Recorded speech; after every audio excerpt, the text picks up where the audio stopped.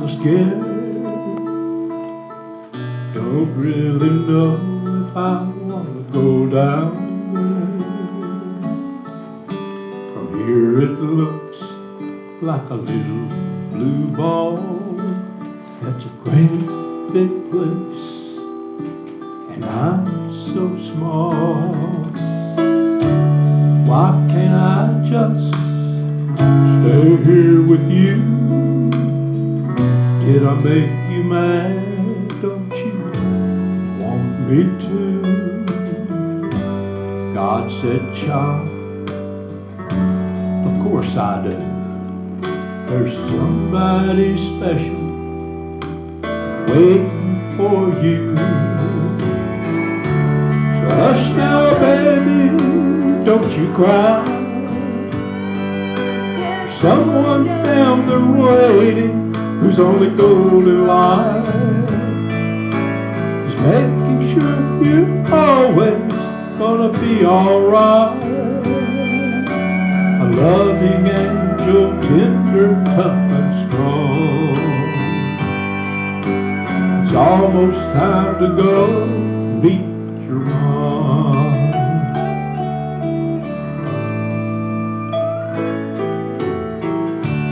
You'll never have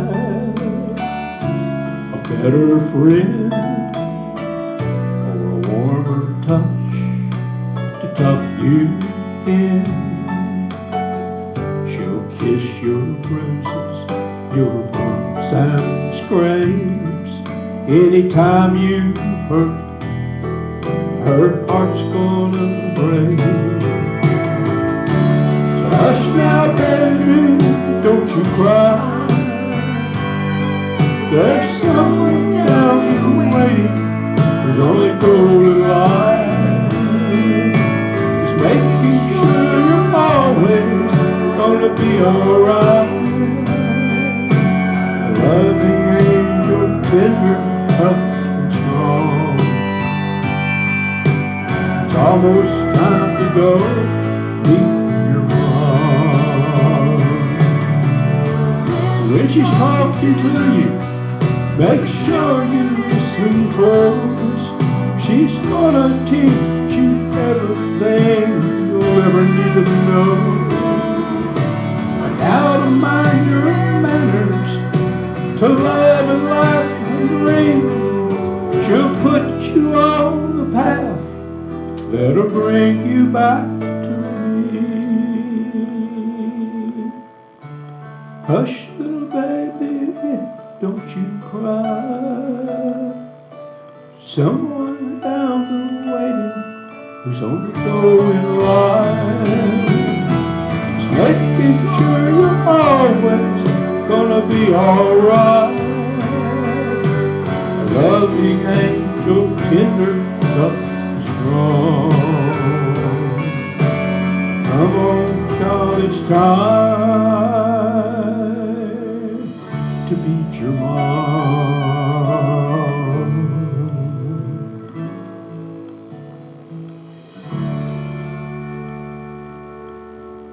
I just had to add that in. That cute little boy there.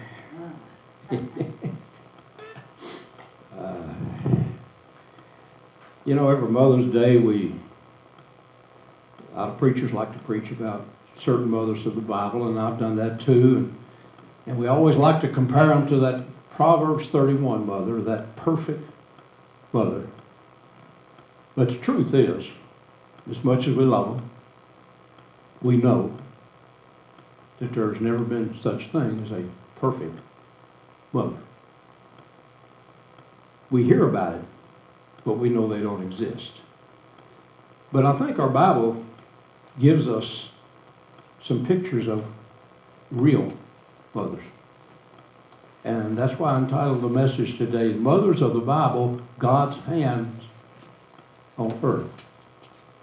And I want to sort of give you a composite this morning of the perfect mother as far as God's concerned. And I wanted to start out with a little something that I got years ago from Paul Harvey. He said on the 8th day, God looked down on his planned paradise and he said, I need a caretaker. So God made a mother. God said, I need somebody willing to put others before themselves. Someone who will work hard to buy food, to cook a dinner, to clean the table, to make sure her children have had enough before themselves. And then sit down to a cold meal while looking around to her family, happily enjoying what she made. So God made a mother. I need someone who is strong-willed and strong-minded, but kind-hearted enough to heal a child's wounds and wipe away tears. Somebody to watch over, advise, and lead by example. So God made a mother. God said, I need somebody to help me with the science fair projects, and when they don't receive the blue ribbon, say, maybe next year. And I need somebody who will stay up at night to soothe a crying baby and not complain when it's already Tuesday and they've slept 5 hours all week. Someone who will watch a child's first steps and cheer at soccer games and pick out the prom dresses and dry her eyes as she sends her baby off to college. So God made a mother. God had to have somebody willing to show her child the ropes and instill values and morals and discipline with kindness, yet firmness. Someone to nurture and encourage. So God made a mother. God said, I need someone strong enough to love a child and then set them free to be on their own. Someone who will celebrate small accomplishments and teach important lessons. And I need someone to protect her young and hold the home together. So God made a mother. Somebody who built together with the strong bonds of sharing, who would laugh and then sigh and then reply with smiling eyes when her child said she wants to be a mother just like Mom someday. So God made a mother. Powerful. Truthful. I want us to look this morning, and I want to take you through something here. Never done this before, but I think it's going to be instructive. I want us to look at mothers of the Bible, but we all know there's different kinds of mothers. And I want to take a look at several different kinds of mothers this morning. I may not cover them all, I'm sure I won't. But first of all, let's look at the one that's pretty, quite a few of today, the single mother. There's quite a few of those in the Bible. I didn't think about them until I started studying this. But first of all, Mary was pretty much a single mother because Joseph died when Jesus was somewhere after he's 12 years old. But remember, there's Hagar with Ishmael. She became a single mother when she was cast out. Naomi became a single mother when she lost both of her sons and had Ruth and her other daughter-in-law to raise. There's the widow Zarephath. And then we have another widow in 2 Kings chapter 4. There's so many throughout the scriptures. The widow of Nain was a single mother. But I want to start with one that we see in I don't have any PowerPoints for it, but back in Genesis 38, you remember the story of Judah. And he had 2 sons, and his oldest son married a woman named Tamar, and he died. Well, and the tradition in that day was that the next youngest brother would marry the wife and have children by her to carry on the brother's name. Well, she married the second son, and the second son didn't want to carry on the brother's name, and God took him out of the scene. And then Tamar was supposed to be promised to his youngest son, but she saw after years that he wasn't going to keep the promise. We know that story about Tamar. And what we found out later was after had died and Onan had died and she wasn't going to be given to Sheba, she knew that Jewish law. And she was more righteous about this than Judah was because she wanted to preserve this godly line by Jewish law the way God said to do it. But then you know the story, how she deceived Judah and she lay with Judah and she got pregnant. And she said, Matthew chapter 1, verse 3, said, Judah was the father of Perez and Zerah by Tamar, which was his daughter-in-law. He didn't know that. He thought it was a prostitute that he'd gone into. We know the story. But let's look at single mothers. Today, the last statistic I saw said 73% of black children were brought up in single-parent homes. 73%. That means that woman has to be both mother and father, which is impossible. No matter how strong she is, God made the family to be a two-parent home, not a one-parent home. Proverbs chapter 22. The writer of Proverbs wrote this in verse 6. Train up a child the way he should go, and even when he's old, he will not depart from it. Now we know that's a proverb, that's not a promise. People get that confused. That's a proverb. And it's true. If we train them up, if they're trained up in the way they should go, and taught the scriptures, and see it acted out in their life, the chances are very good that they will follow in those footsteps and follow the way they should go. But let's admit it, it's hard enough to do that with two parents. Everybody would agree with that? It's so hard to do alone for a single mother.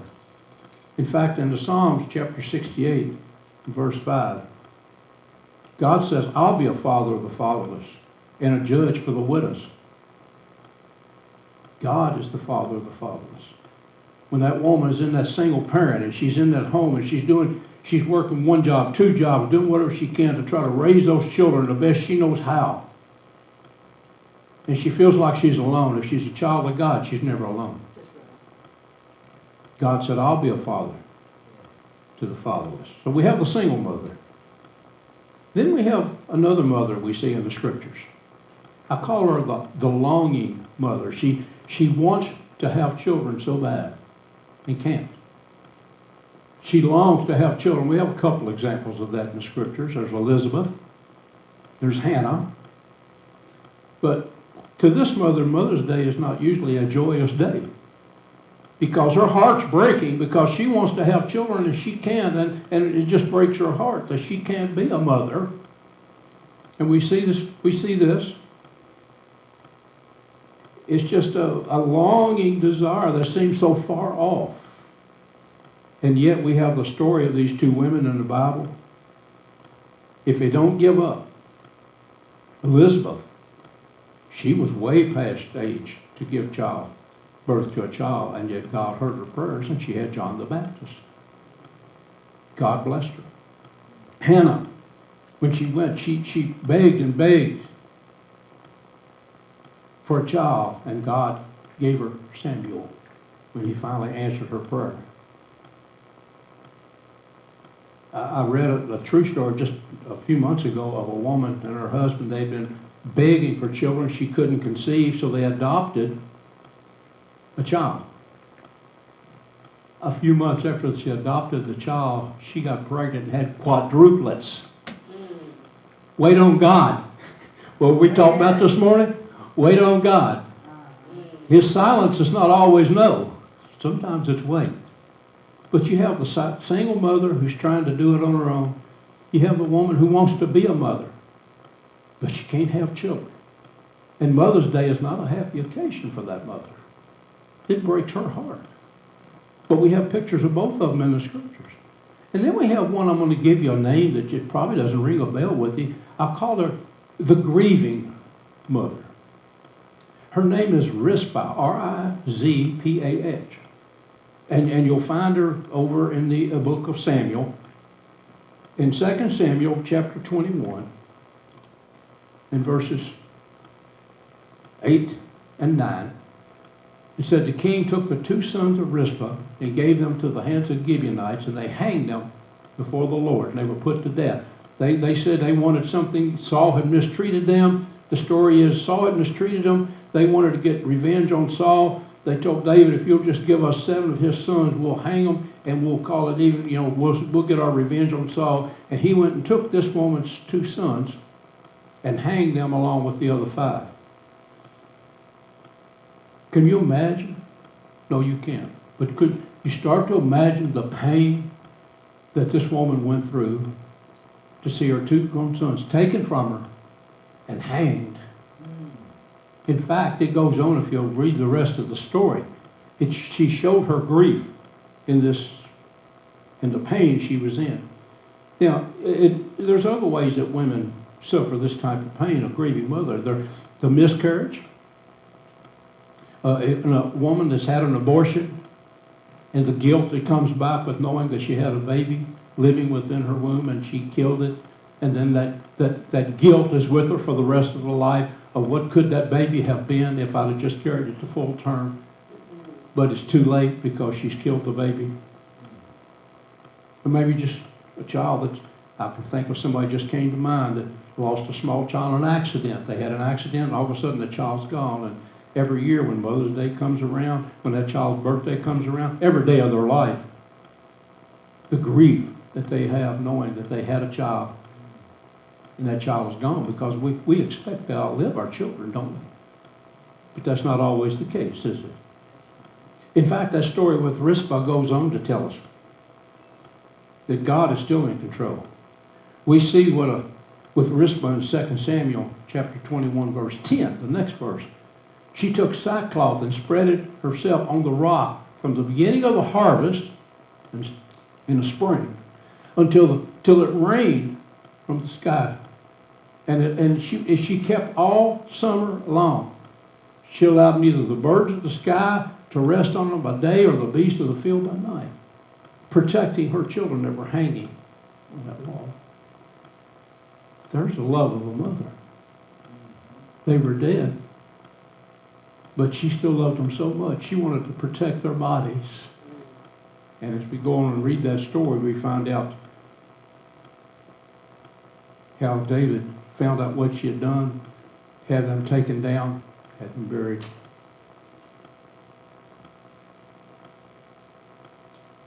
But when you see something like that, and you see how she's grieving, can you help but think, God knows that pain. God saw his son hanging on a cross, beaten beyond recognition. God knew Rizpah's pain. When that mother that loses that child, however it is, maybe it's through an abortion, miscarriage, whatever it is, but when a mother loses a child, God knows the pain they're going through. He knows the suffering. He knows how they feel. I think God may cry too. But there's something about a mother's love. And then we have the child, the mother that's, I call her the missing mother. Great example, I think, in the Bible of a missing mother was Esther. Remember? Remember Esther in 2 Samuel? In Esther chapter 2, verses 5 and 7? There was in the citadel of Susa, a Jew whose name was Mordecai. And remember, Mordecai was bringing up Hadassah, that they call her name Esther, which was his uncle's daughter, for she had no father or mother. Doesn't tell us how they died, but it said Mordecai took her in as his own daughter. So Esther was a woman without a mother or father, but she had her uncle Mordecai to raise her. And he loved her like his own. But again, when I was talking about the single mother, no matter how much Mordecai loved Esther, no matter how much a father may love his children, when he has to raise them on his own, he can't take the place of a mother. There's something that God put in mothers. There's something about a relationship between a mother and her child. No one else can take that place. The father can love them, yes. And he can be the best father in the world to them, yes. But he can't be their mother. There's something about our mothers. And I said when I started, there's no such thing as a perfect mother. They can be perfect for us. That's right. Can't they? They're far from perfect. But they can be perfect for us. Because God gave them to us, or gave us to them. So we have that missing mother. They never, even though we might disrespect them, we might ignore them, we might rebel against them. Some people even hate them. But through it all, that mother, she still loves that child. Now, God tells us we're to love our mothers. That doesn't mean that they have to deserve it. There's a story told years ago that I read. It's not a true story, but it makes a good point. A young man fell in love with this woman and wanted to marry her, and she hated his mother. And she told him, she said, the only way I will marry you is show me you really love me. He said, I'll do anything. He said, kill your mother. Kill her and cut her heart out. And bring it to me. He went home, he killed his mother. He cut her heart out. He was running back to the girlfriend, and he tripped, and he fell, and he dropped the heart, and the heart said, son, are you okay? It's just a story, but it's a mother's love. No matter how much you hurt them, they still love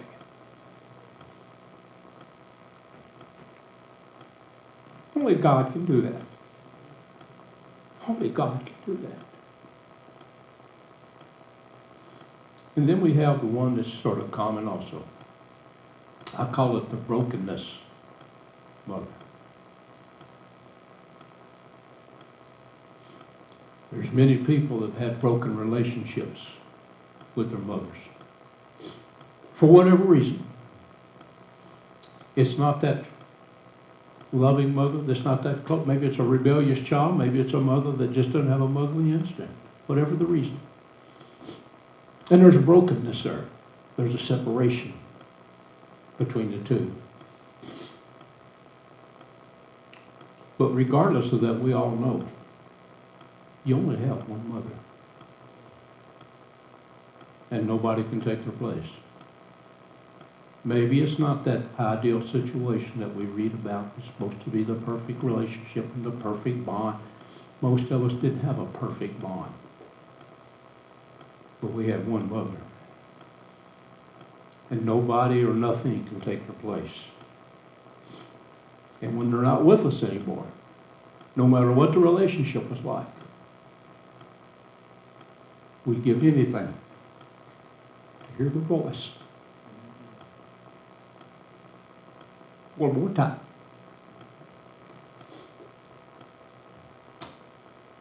Well, I'm sort of blessed that way because I've got a video at home of Mom that I got a few years before she went to heaven. I can put that video in. Listen to her. It's not quite the same, but we'd give anything. Let me say this, it's not always just with mothers. Brothers and sisters and siblings, how we get along. We fuss at each other. Me and my brother, you know the story there, we fussed back and forth and didn't talk for years. And me and my sister back and forth. But you know what? When they're gone, you do anything to make amends. Why is it we treat our siblings sometimes worse than we treat strangers? We say and do things to our siblings we wouldn't think about saying to a stranger. When they're gone, it's too late to fix it. God made it very clear in Exodus chapter 20, verse 12. Honor your father and mother, but this is the only commandment that's given with a promise. Honor your father and mother that your days on earth may be prolonged.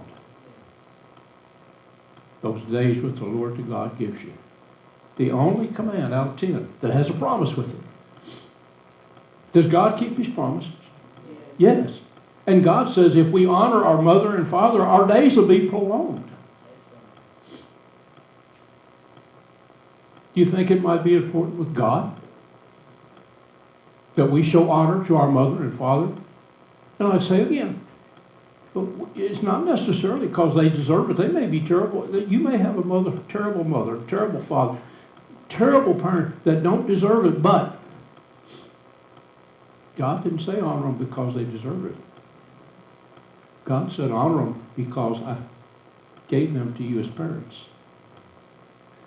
How many times does God show us honor when we don't deserve it? If he can do that for us, can we not honor our mother and father? And by the way, sometimes by honoring that mother or father that's not a godly person, sometimes just by showing them respect and honor, there's a possibility that you may lead them to the Lord and they can become the mother that you want them to be. Well, I went from brokenness, and I have one more, two more really, sort of similar, but broken-hearted. Not the broken mother, but the broken-hearted mother. And I couldn't think of a better example than Mary, mother of Jesus. What did Simeon tell her in Luke chapter 2? Simeon blessed him and said to Mary, "Behold, this child is appointed for the fall and rise of many in Israel,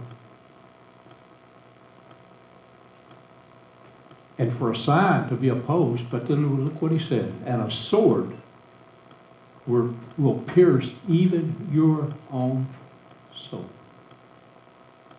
Oh, how many swords did Mary have to deal with in her life? Remember the sword when 12 years old and they left Jesus and he was back in the temple and she thought he was gone and she didn't know where he was. Can you imagine? Her son's gone and she didn't know where he was. The anguish, the pain that she went through until they found him. And then this was sort of a transition period. He said he went home, he followed, he obeyed his mother and father, and he grew in the Lord in obedience and knowledge of the Lord. But the next thing we see is when Jesus performed his first miracle at Cana.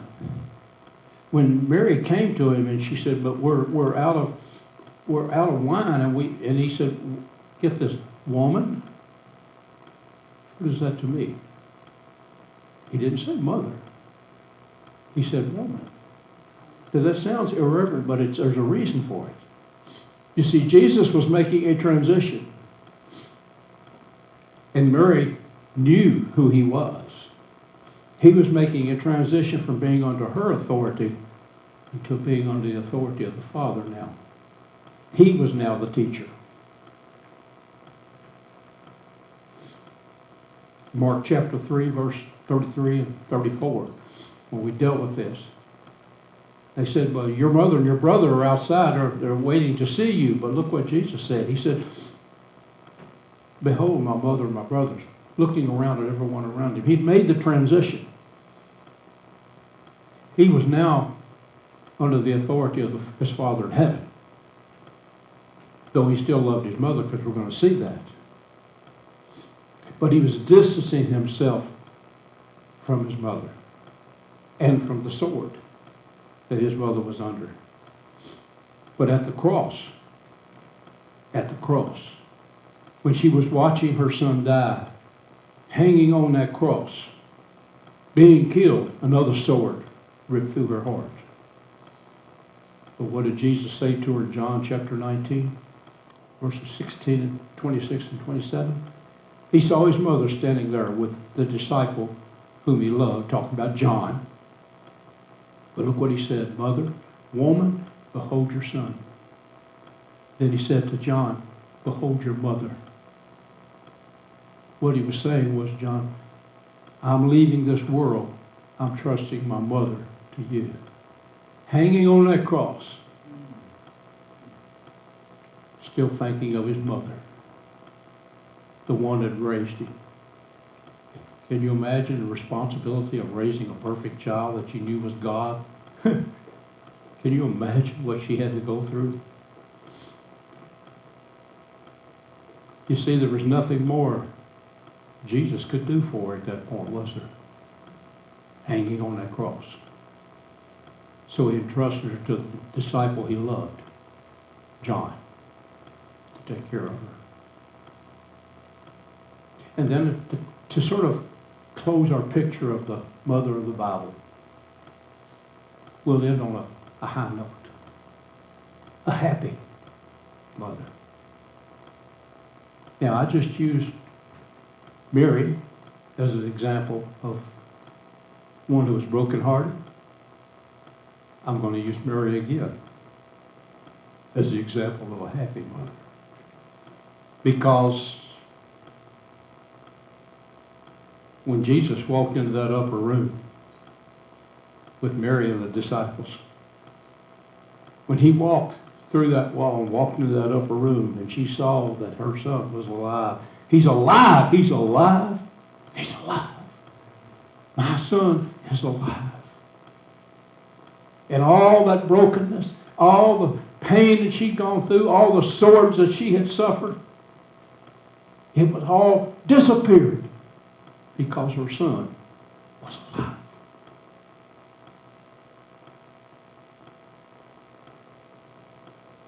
Not only could Jesus say on the cross, "It is finished," Mary also could say now, "It is finished. It is finished." She was allowed to see him resurrected, alive forevermore, and knowing that one day she would be in eternity with him forever. The godly mother. I think the godly mother may have, at some point in time, most every one of these characteristics, depending on where they are in their life at the time. But you put all these together, the good, the bad, and the ugly, put it all together, and I think it gives us a composite picture of a biblical mother. Your mothers, you know what I'm talking about. There's probably points in your life you've gone through most every one of these characteristics. You've dealt with them from one side or the other. And you know what I'm talking of.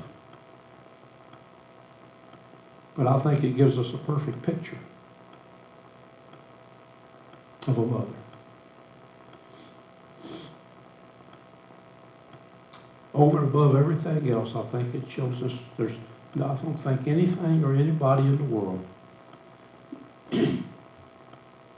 that gives us a better picture of God than a godly mother. It's been said that there's two people that will never give up on you. God and your mother. There's a lot of truth to that. So we celebrate Mother's Day today. We think of our mothers. Hopefully we thank God for giving them to us. Yes, they weren't perfect, but we're far from it also. But as I said earlier, they may not have been perfect mothers, but God knew exactly what we needed, and they were perfect for us.